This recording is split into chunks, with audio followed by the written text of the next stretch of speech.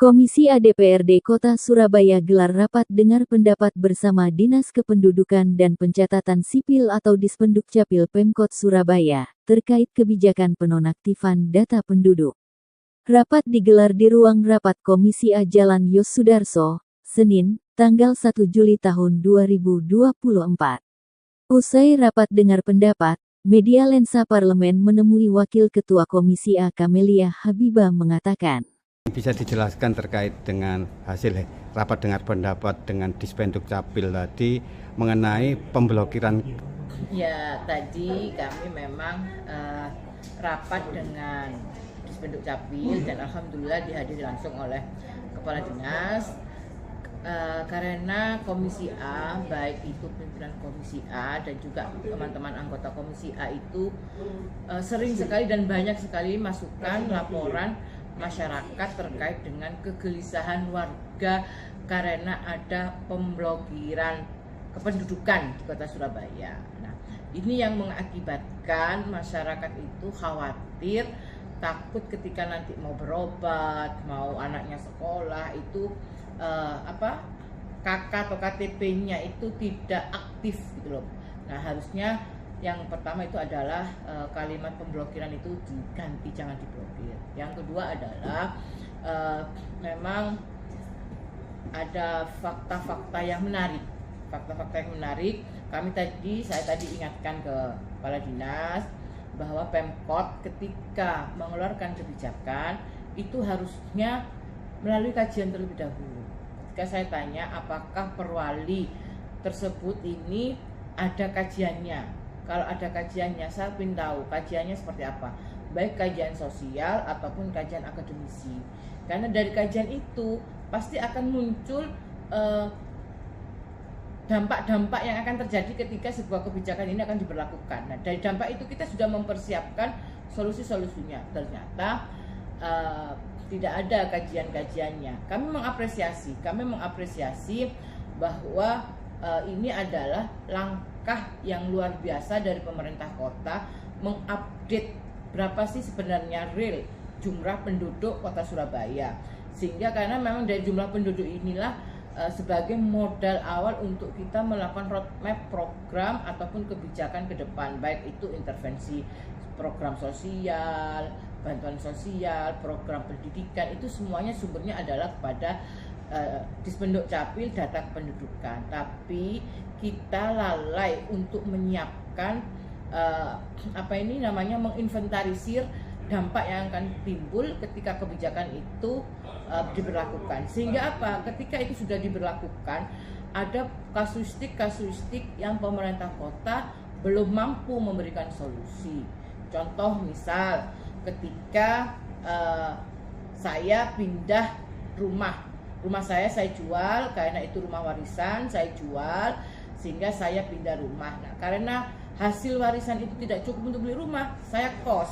Nah, ketika saya mau pindah rumah pakai rumah alamat kos, nah ibu kos pemilik rumah saya itu keberatan. Saya harus minta surat keterangan kepada RT RW alamat rumah yang lama. Nah, ketika saya minta RT RW yang lama, RT RW saya juga tidak berani mengizinkan atau memberikan surat pernyataan selama si pemilik rumah tidak mengiyakan. Kenapa? Karena takut apa? Nanti lek ngajuk no bank sing dinggo alamat omahe. Takut nanti kalau misalnya anak saya nikah, pecah kakak, tidak bisa karena sudah terbagi dengan kakaknya saya misalnya. Nah, itu Pemkot tidak bisa memberikan solusi. Solusinya hanya satu, warga harus berupaya cari alamat. Itu namanya tidak solusi.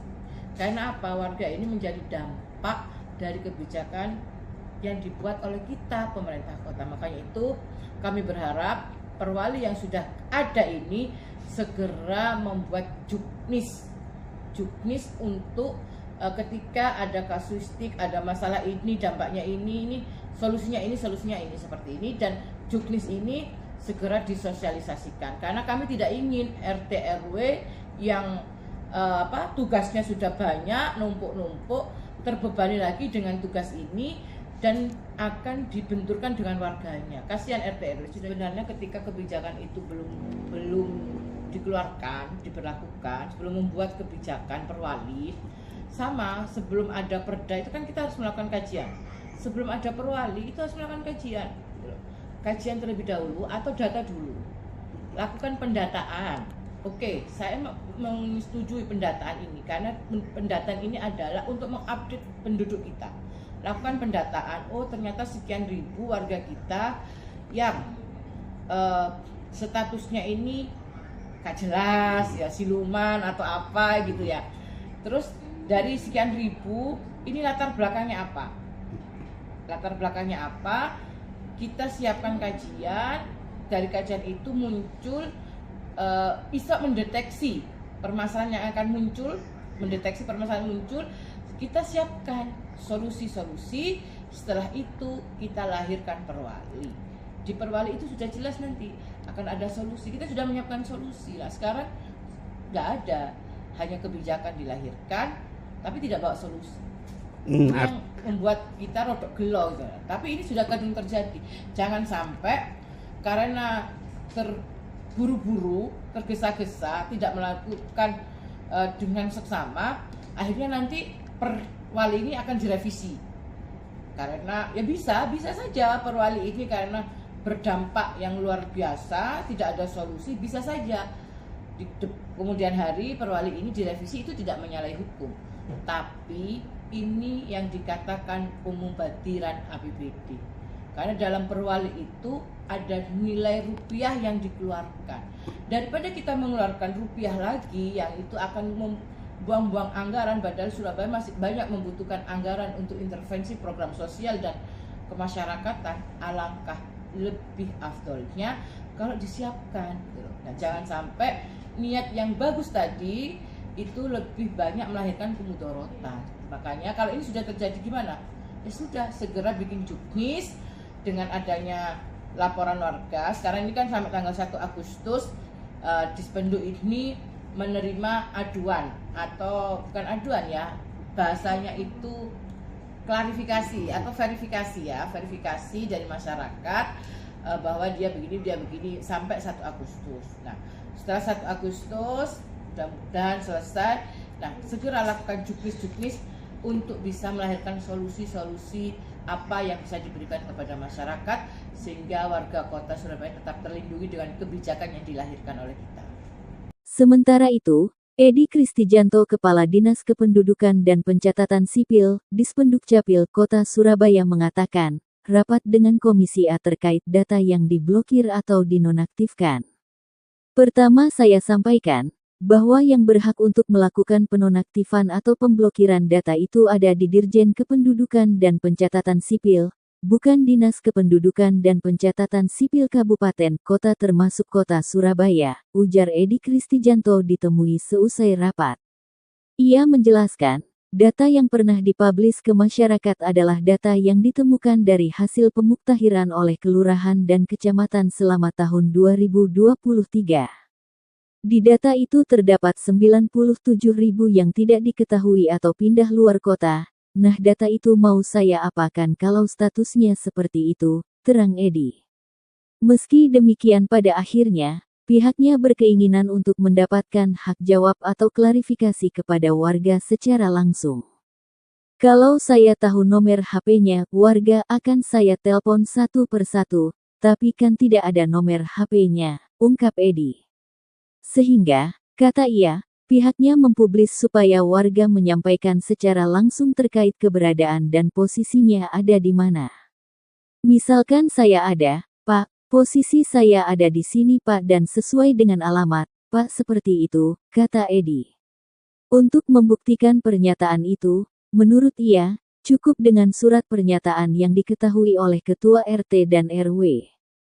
Hanya itu saja, kata Edi. Ia juga menjelaskan, dari data tersebut akan dilaporkan kepada kelurahan, menurutnya karena yang mempunyai akun untuk bisa membuka dan menutup data check-in. Itu adalah lurah, tegas Edi. Sehingga, lanjutnya, lurah yang akan merubah data itu dan pihaknya hanya mendapatkan hasilnya. Selama 1 minggu ini sudah ada sekitar 4.446 yang sudah melakukan klarifikasi atau verifikasi baik itu posisinya ada, atau mereka sudah pindah atau sudah meninggal dan yang meninggal ada 21, jelas Edi. Sedangkan data warga yang masih aktif tersebut, ia menegaskan sama sekali belum dikirim ke Kemendagri. Jadi semua data masih aman, pungkas Edi. Diberitakan oleh Nur Afni reporter Bambang Lensa Parlemen.